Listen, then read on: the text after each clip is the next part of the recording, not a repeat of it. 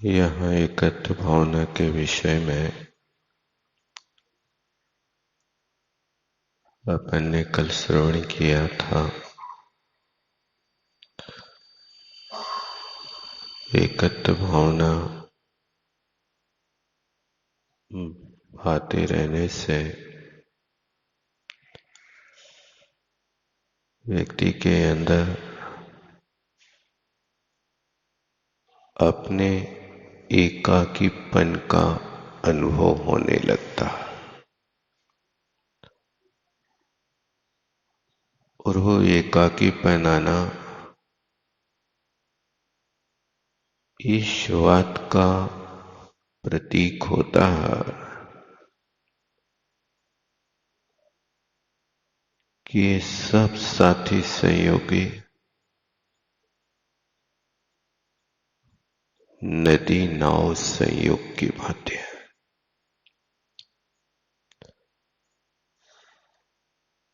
इनका संबंध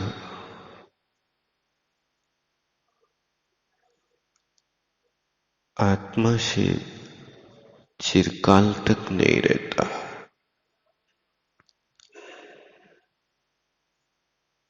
बस में यात्रा करते हैं,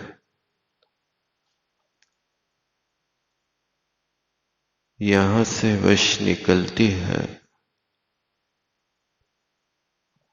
अगले स्टॉप पर कुछ लोग उतर जाते हैं, कुछ लोग और आके बैठ जाते हैं।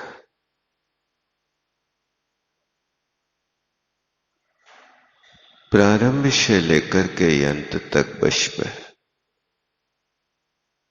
उतार चढ़ाव होता रहता है।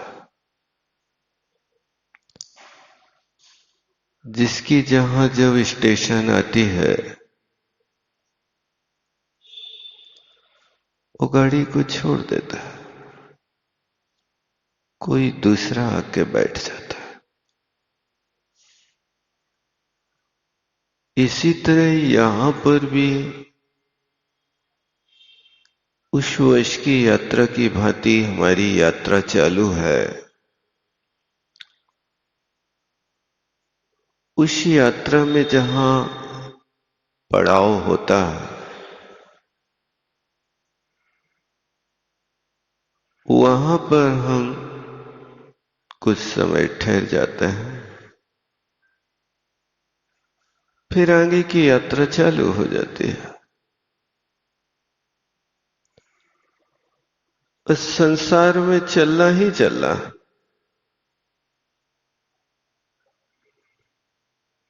थोड़े समय के लिए ब्रेक जर्नी कर लो।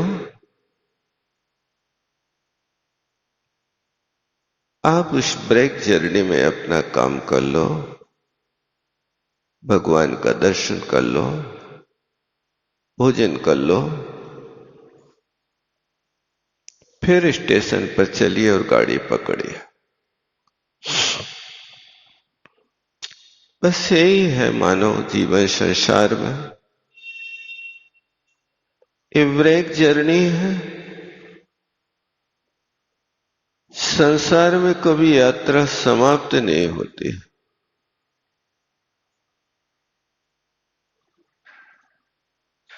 चलते ही जाना है यारो, ऐसा लोग पढ़ते ना कुछ। न रहने का ठिकाना, न खाने का ठिकाना, चलते ही जाना है, चलते ही जाना है। यात्रा चालू ही रहना।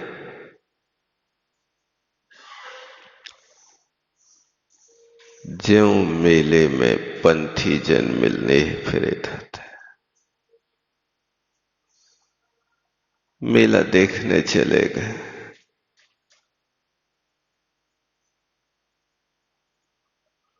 कहां के लोग हैं मेले में? दुनिया भर से लोग आकर के मेला कर लेते हैं, फिर शाम को मेला गुजर जाता है।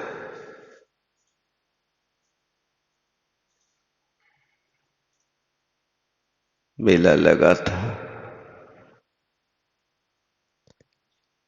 एक परिवार तैयार हुआ मेला जाने को। उस परिवार के बाजू में एक माँ और एक बच्चा रहता था। उस माँ ने देखा कि आज हमारा पड़ोसी मेला देखने जा रहा है, आज क्यों न पड़ोसी के साथ मैं भी मेला देखने चली जाऊं।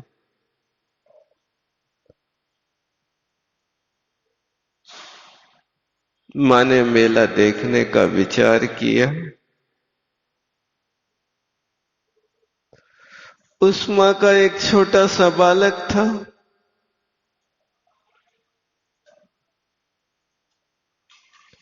माँ ने कहा, बेटा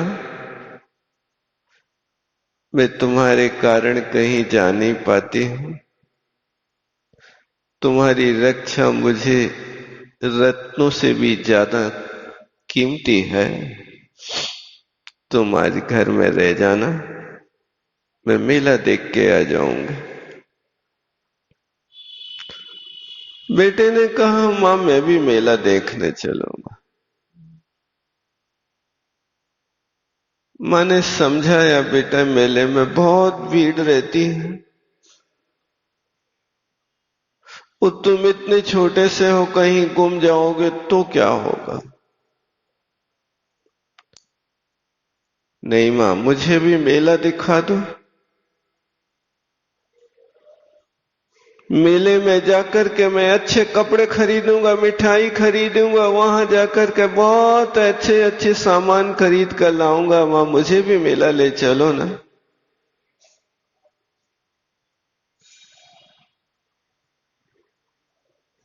अब बच्चे की करुण पुकार को कैसे ठुकराए माँ। एक विचार हुआ कि चलो अपन नहीं जाएंगे तो बच्चा भी नहीं जाएगा,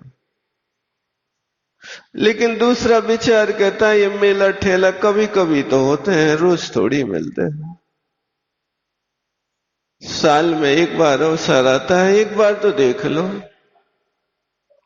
लेकिन बच्चा मान नहीं रहा। मां ने पूरी कोशिश की, लेकिन बच्चे ने कहा, मां मैं हमेशा तुम्हारी उंगली पकड़ के रहूंगा, मैं तुम्हारी उंगली नहीं छोड़ूंगा, मुझे साथ ले चलो।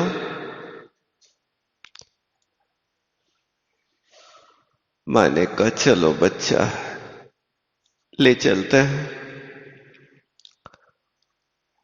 अब वहां पर वो मेले में गए।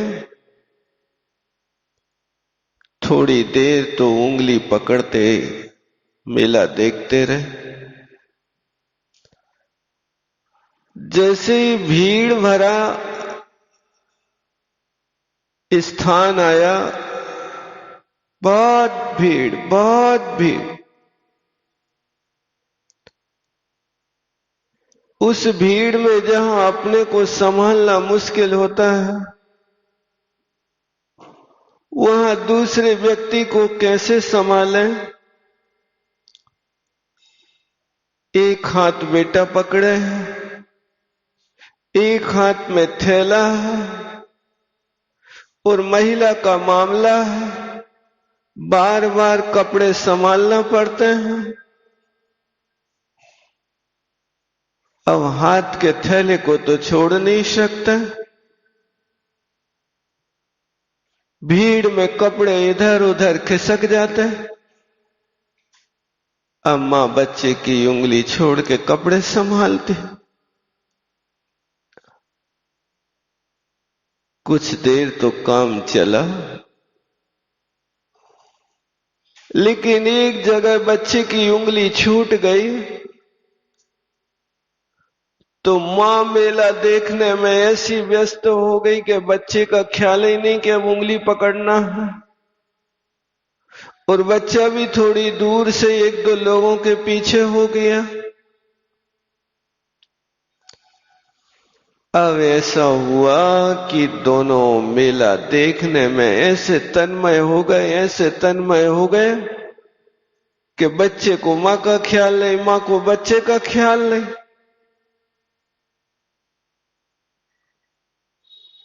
अब थोड़ी देर बाद बच्चे ने उंगली एक महिला की पकड़ी, सो महिला ने झटका दे दिया। किसकी उंगली पकड़ता? मां? ये नहीं, अरे अब चिल्लाने लगा मां। अब दूसरे लोग कहते तुम्हारी मां कहां है? यही थी। अब बच्चा रोना प्रारंभ करता, मां कहां है, मां कहां है, मां चाहिए। अब सारे इर्द गिर्द के लोग बच्चे को समझाने लगे, बेटा अभी मिल जाएगी, भीड़ है बहुत। अब उसको किसी का उपदेश गला नहीं उतर रहा, मां चाहिए। एक व्यक्ति ने उसको पकड़ करके अपने कंधे पर बैठा लिया, देख लो यहां तुम्हारी मां कहां दिख रही है। कहीं दिखी नहीं, बच्चे के आंखों के आंसू नहीं टूटे। उस व्यक्ति ने कहा चलो मेले में हम तुम्हें मिठाई खिलाते हैं, तुम्हें मिठाई चाहिए ना? मां चाहिए। बेटा मिठाई खा लो, मुझे तो मां चाहिए। अच्छे कपड़े खरीद देते हैं, मुझे मां चाहिए। अच्छे खिलौने खरीद देते हैं, मुझे मां चाहिए। अब सारे लोग समझाते हैं, सब लोगों की आंखों में आंसू आ रहे हैं। बच्चे किसी वस्तु को तैयार नहीं हो रहे लेने को, सिर्फ मां मां मां। मेला में खड़ा है, घर पर था तो मेला के लिए रो रहा था, मुझे मेला देखना है। अब मेला में खड़ा है, अब मां को देख रहा है। अब मेला दिखाई नहीं दे रहा है, मुझे तो मां चाहिए। रो रो करके, करुण क्रंदन करके आंखें सूज गई। लेकिन मेला तो मेला है, वहां मां भी रो रही, यहां बेटा भी रो रहा, लेकिन मां कहां मिलने वाली? ये मेले की भीड़ में बिछुड़ गए। इसी तरह तुम भी गृहस्थी में रहते हुए इस संसार के मेले में रह रहे हो। इस संसार के मेले में अपनी आत्मा रूपी मां बिछुड़ गई है। वो आत्मा रूपी मां बिछड़ी हुई को तुम ऐसे पूत बनो कि बस दुनिया के लोग तुम्हें दिखाएं, बेटा अच्छे कपड़े पहन लो, अच्छे आभूषण पहन लो, बेटा अच्छा भोजन कर लो, बेटा सब कुछ अच्छा कर लो। लेकिन तुम्हारी रट भी उस बालक की बाती हो, मुझे तो आत्मा चाहिए, आत्मा चाहिए, आत्मा चाहिए और कोई दूसरी चीज नहीं चाहिए। बस ये रट जिस व्यक्ति को लग जाए वो बच्चा अच्छा है, अपनी मां की ही रट लगाए बैठे। लेकिन आपके लिए हजारों बार उपदेश सुन ले, जिनवाणी मां तुम्हारे कानों में बार बार आकर के शंखनाद कर रही है। अपनी आत्मा को पहचान लो, आत्मा को याद करो। तुम्हारी आत्मा खोई है इस 84 लाख रूपी भीड़ के मेले में। इस 84 लाख रूपी भीड़ के मेले में आज तक तुम्हें एहसास नहीं हुआ कि मेरी आत्मा मेरे से छूट गई और मेले में मैं अकेला भटक रहा हूं, कोई दूसरा साथी नहीं है। सब संगी साथी कह तो देते हैं बेटा हम हैं, तुम्हारी मां को ढूंढ देंगे, अभी धैर्य रखो, लेकिन मेरी मां को आज तक कोई ने ढूंढ के नहीं दिया। वो आत्मा रूपी मां अनादि काल से मेरे से बिछड़ी है। अब वो एकत्व भावना हमें बार बार उसकी ओर संकेत करती है कि तुम अपनी आत्मा को भूल गए, अब तुम आत्मा को पाने की कोशिश करो। ये भीड़ का मेला तो लगा रहेगा, इसमें कब तक तुम मस्ती करते रहोगे, कब तक घूमते रहोगे। ऐसी एकत्व भावना प्रत्येक व्यक्ति को बार बार भाव सबके बीच में रहो, लेकिन सबके बीच में रह के ही आपकी एक ही रट होवे। जैसे बच्चा को मां चाहिए, कोई मिठाई खिलाओ तो नहीं खाएगा, कपड़े पहनाओ तो नहीं खरीदना, खिलौना दो तो नहीं खरीदना। इस तरह आप भी पागल हो जाओ कि विषय भोग की सामग्री दे रहे तो नहीं चाहिए, ठुकरा दो, जरूरत नहीं। धन संपत्ति देवे तो जरूरत नहीं। दुनिया के लोग तुम्हारा पीछा करें तो जरूरत नहीं। काय की जरूरत है? बस मुझे तो ये ज्ञान दर्शन स्वरूपी आत्मा की ही जरूरत है और कोई दूसरी वस्तु की जरूरत नहीं है। लेकिन हमारी बहुत लंबी दौड़ लगी है, होड़ लगी है। हम देश के सबसे पहले नंबर के आदमी तो बनना चाहते हैं, लेकिन पहले नंबर के ज्ञानी नहीं बनना चाहते। धनी बनना चाहते हैं, ज्ञानी नहीं बनना चाहते। आप कोशिश करो, वो अपने अंदर में वो गुण है, उस गुण को हम कैसे पाएं, इसका पुरुषार्थ करना चाहिए। और जब एकत्व की ओर आ गए, सबको हटा करके, तो एकत्व के बाद अन्यत्व करो। अन्यत्व माने आप पृथक करो दोनों से। जैसे आप बाजार से गेहूं खरीद लाए, बाजार से हजारों चीजों को ठुकरा करके आपने एकत्व को अपनाया, गेहूं खरीदना और कोई दूसरी वस्तु नहीं खरीदना। अब उस गेहूं को घर पर लाए हो, तो अब घर पर लाकर के उस गेहूं में अब अन्यत्व भावना भाव। अन्यत्व भावना क्या करोगे? अब उस गेहूं के बोरा को खोल करके अपनी थाली में रख करके एक एक दाना गेहूं का अलग खिसकाओ और कंकड़ का, मिट्टी का एक एक दाना अलग करना। इस कंकड़ को हटाना, गेहूं का संग्रह करना।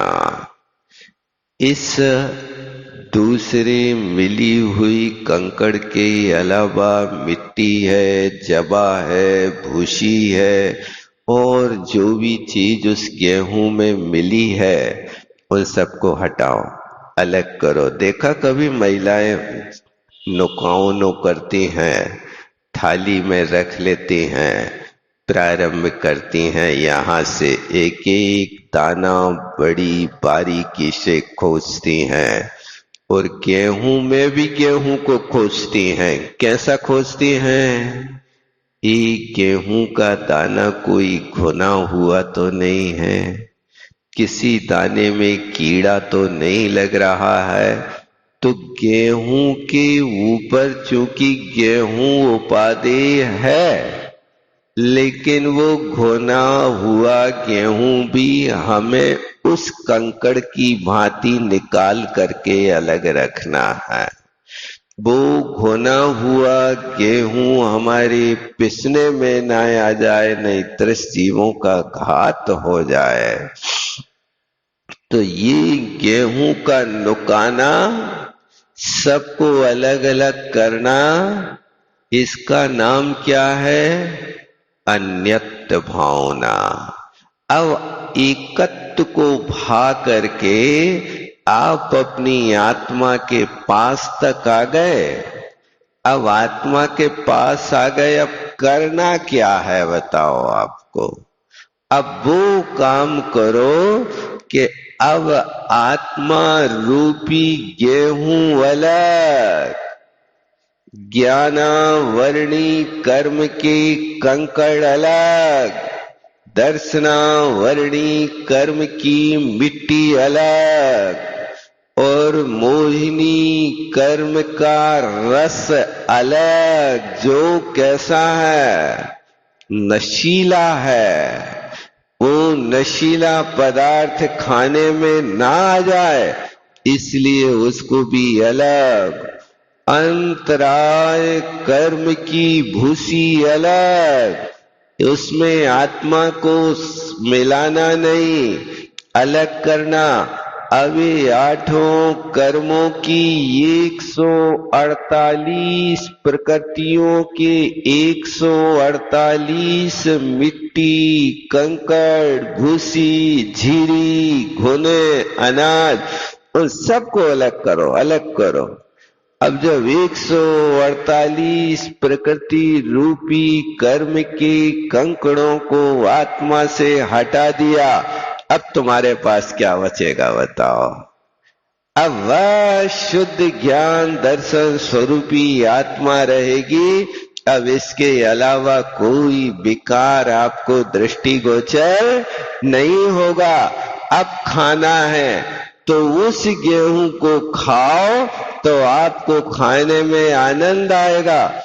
और यदि मिट्टी कंकड़ मिली, गेहूं को पीस दिया, रोटी बन गई, तो रोटी बनने के बाद भी वो कंकड़ की रोटी तो बना ली है, लेकिन वो अपना स्वभाव नहीं छोड़ेगा। रोटी बन करके भी तुम्हें कंकड़ दिखाई नहीं दे रहा, लेकिन वो कंकड़ पिस करके जो अंदर चला गया, वो तुम्हारी जीभ और तुम्हारे दांत उसके लिए कहेंगे किसके सारा, किसके सारा। रोटी खा रहे कि किस किस खा रहे, वो उसमें आ गया मिल करके। इसी तरह कोई कर्म की थोड़ी सी किस किस आत्मा में लगी रहेगी, तब तक वो आपको किस किस आती रहेगी, तुम शुद्ध परमात्मा नहीं बन पाओगे। अब सावधानी से बिनाई करना। ऐसी अन्यत्व भावना हमारे लिए सीख दे रही है। अभी एकत्व हुए माने अपने मंजिल की ओर कदम बढ़ाए हैं। अब मंजिल की ओर कदम बढ़े तो अब यहां आकर के तुम्हें क्या करना है, इसकी भी होशियारी होना चाहिए। देखो क्रम से आपको बढ़ा रहे हैं यहाँ। अब वो संसार भावना भाते भाते संसार में से निकाल करके एकत्व की भावना में आ गए। अब एकत्व हो गए तो अब एकत्व होने के बाद करना क्या है, अब वहां जाकर के तुम्हें अपना काम वो करना है जो प्रयोजन भूत कार्य है। अब उस अन्यत्व भावना में जो कर्म प्रकृतियां हैं, उन कर्म प्रकृतियों को हम कैसे निकालें। ये तो दृष्टांत है कि गेहूं में से कंकड़ निकाल लिया। गेहूं में से कंकड़ निकालना सरल है, लेकिन दूध में पानी मिला हो तो दूध में से पानी कैसे निकाला जाता है। हर चीज को आप एक तरीके से नहीं निकाल सकते, सबके निकालने के तरीके अलग अलग होते हैं। गेहूं से कंकड़ निकालने का तरीका अलग, दूध में से पानी निकालने का तरीका अलग, और गन्ना में से जूस निकालने का तरीका अलग। सबको भिन्न करना है। जूस को भी आपको गन्ना से निकालना है, दूध से पानी को निकालना है। तो जैसे गन्ना को चरखी में पेल करके जूस और गन्ना को अलग निकाल देते हो, ऐसे क्या दूध में मिले हुए पानी को भी चरखी में डाल के निकाल सकते हो? तरीका अलग अपनाना पड़ेगा। हर कार्य के हर तरीके भिन्न होते हैं, वो तरीके एक नहीं होते हैं। नहीं तो तुम कहो कि भाई हमें तो गेहूं से कंकड़ निकालना है, गेहूं से कंकड़ निकालना तो ये बहुत स्थूल बात है। पुरुषार्थ तो तब है जब दूध में से पानी निकाल करके दिखाओ। पुरुषार्थ तो तब है जब गन्ना में से जूस निकाल करके गन्ना को निचोड़ करके उसमें से जूस अलग निकाल लो, कचड़ा अलग निकाल लो। ये शरीर गन्ना है और आत्मा जूस की भांति इसके एक एक कण में छिपा है। अब वो तुम्हें कैसे उसको निचोड़ करके बाहर करना है, इसकी कला सीखना पड़ेगी। शब्दों में काम नहीं होगा। कहते रहो गन्ना अलग है, जूस अलग है, गन्ना अलग है, जूस अलग है। ऐसा कहने वाले व्यक्ति का मुख मीठा नहीं होगा, जूस का आनंद नहीं होगा।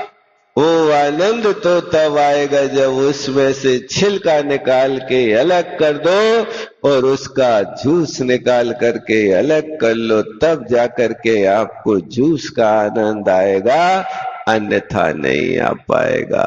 इसी तरह यहाँ पर आत्मा में वो कर्म मिले हैं।